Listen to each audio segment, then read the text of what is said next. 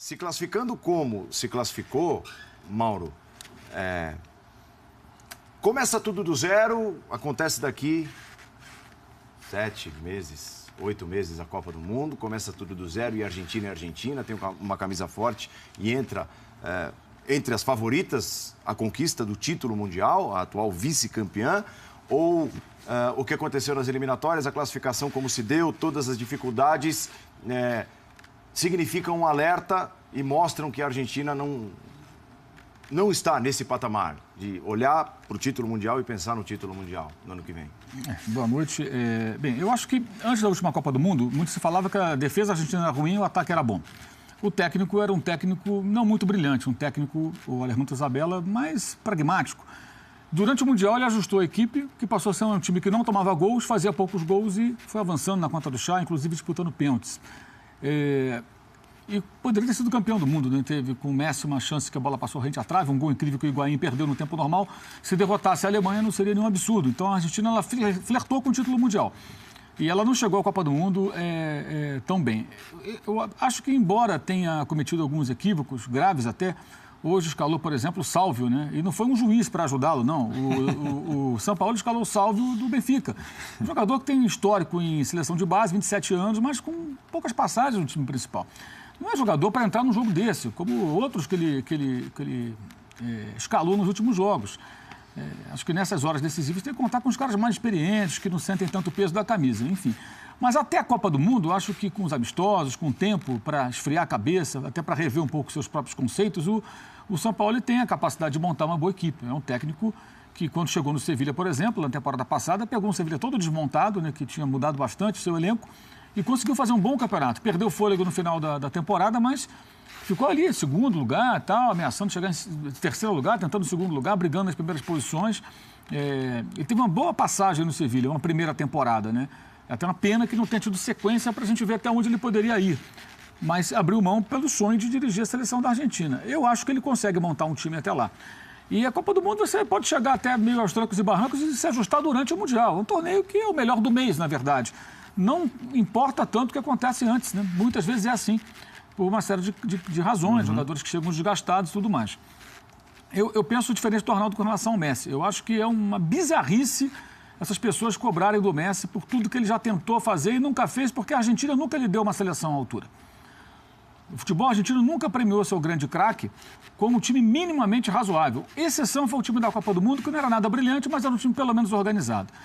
Eu vou até pegar a lista exata aqui, depois eu até passo.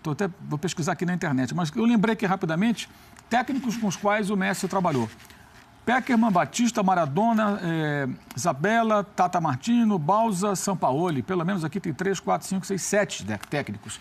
Isso em 12 anos, 11, 12 anos aproximadamente, 12 anos de seleção argentina. Na Copa de 2006 ele era reserva, era um garoto, quer dizer, entrou ali um jogo ou outro contra a Sérvia, naquela goleada e tal, mas não era sequer titular e era um coadjuvante, quase como o Ronaldo na Copa de 94, né? Só que ele entrou em campo, o Ronaldo não entrou.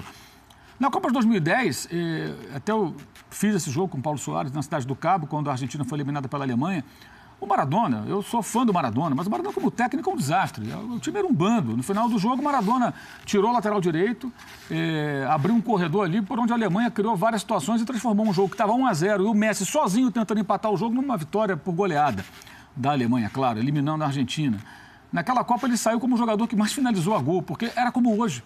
Já em 2010, no time do Maradona, era o Messi pegando a bola, arrancando e tentando decidir. Mas sozinho não dá. E hoje foi assim de novo, só que hoje ele conseguiu resolver. Assim, uma atuação de monstro de um jogador espetacular, que é um cara que não é midiático como outros, como o Cristiano Ronaldo, Neymar e etc e tal, mas é um jogador que não corre do pau, ele não foge da dividida, ele não se omite. Ele pode ser caladão, não fazer aquele mise-en-scène todo, mas ele não evita o confronto. Ele não some do jogo. Hoje, nas primeiras jogadas da partida, já pegou a bola e já sofreu falta, já chamando falta. E a Argentina tomou um gol com 38 segundos. Né?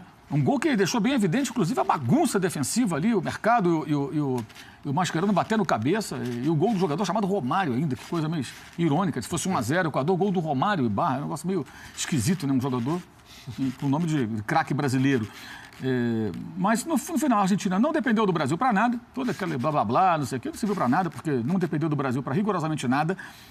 Mesmo que o Brasil empatasse o jogo, o Brasil teve que perder para o Chile, né, para o Chile passar à frente, mas a Colômbia empatou, então ficaria a Argentina na frente, não mudaria nada, nada se alteraria. A Argentina se classificou pelas suas próprias pernas, embora tenha feito uma campanha ridícula.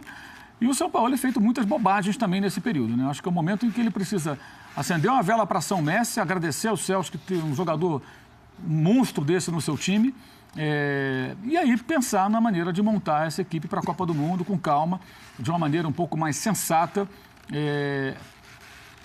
que ele se inspire no Bielsa, no Guardiola, mas que ele tenha um pouquinho de pragmatismo, porque não vai conseguir fazer uma seleção que jogue da maneira que ele idealiza, da maneira que ele vê futebol. É muito difícil pela falta de tempo, serão amistosos, períodos curtos de contato com os jogadores, é muito improvável. Diferente do Chile, onde ele trabalhou durante um período longo.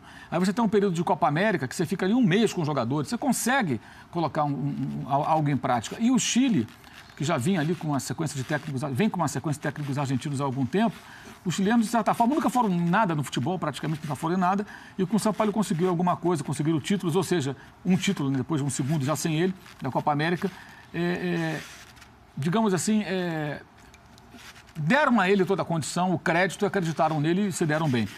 Com a Argentina é diferente, ele vai lidar com jogadores de um outro tamanho, onde você tem que fazer, às vezes, concessões. Ele tem que buscar uma maneira, por exemplo, de ter os melhores em campo. Não dá para ter o Papo Gomes, o Sálvio, com todo respeito ao nosso companheiro Sálvio Spínola, o outro Sálvio, do Benfica, e não ter o Dybala no time. Exato. Que o Dybala disse que não pode jogar, eu entendi de outra maneira. Eu entendi que o Dybala disse que ele e o Messi estavam jogando numa faixa muito próxima.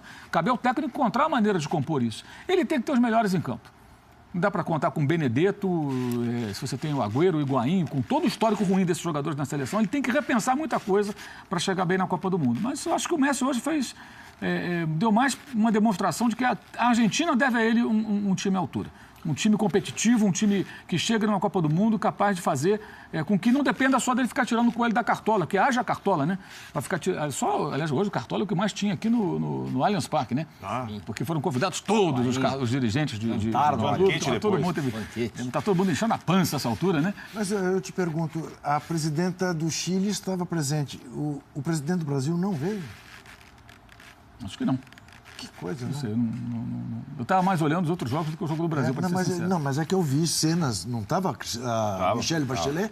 Estava, né? Normalmente o presidente da República recebe uma presidenta que venha ao jogo. Eu acho que não. Só uma coisa em questão, antes de passar para o Tirone.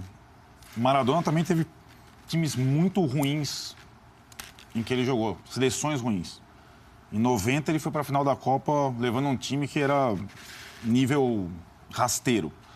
Então eu entendo, mas eu acho que grandes jogadores conseguem tirar coelhos da cartola, sim.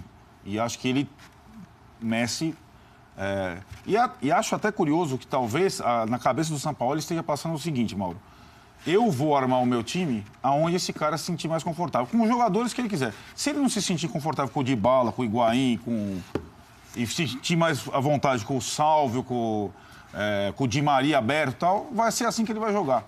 Eu não sei porque são poucas datas, poucos encontros, poucos treinos que ele terá. O Sabella fez isso, né? O Sabella que conduziu a Argentina ao vice-campeonato mundial, quando assumiu, não convocou disse, o Messi mais 10 e como ele quiser atuar, os outros conta dele. Até pelo pouco tempo, eu acho pouco provável que ele consiga, seria legal, mas possível...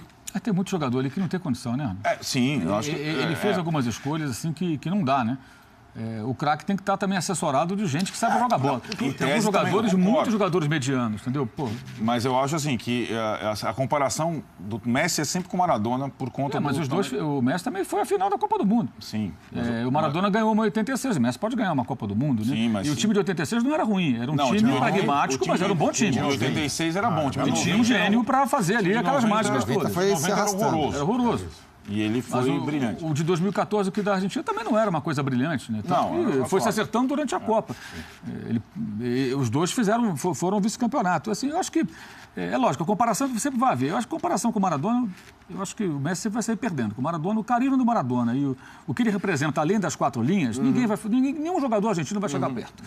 Agora, jogando bola dentro do campo, o que ele faz é extraordinário. E eu acho que essa bagunça toda, esses 500 treinadores, né?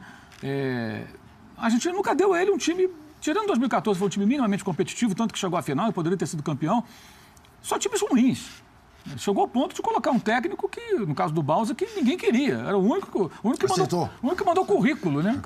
Mandem currículos para a AFA. Chegou um currículo, Bausa. É você mesmo, tem você. Na Copa, o Bausa. Foi lá fazer uma entrevista. Tá na Copa. Um currículo. Na Copa, na Copa. Exato. Bausa. Só que ele foi. Ele pediu licença ao São Paulo e foi lá fazer uma entrevista. Ele não tá na Copa. Tá na Copa, Arábia Saudita. E Tá na Copa. ele teve um papel interessante quando trouxe o Messi de volta à Messi seleção. não queria mais jogar, Isso. Pós-aposentadoria. Importante, foi ele lá que foi. Exatamente.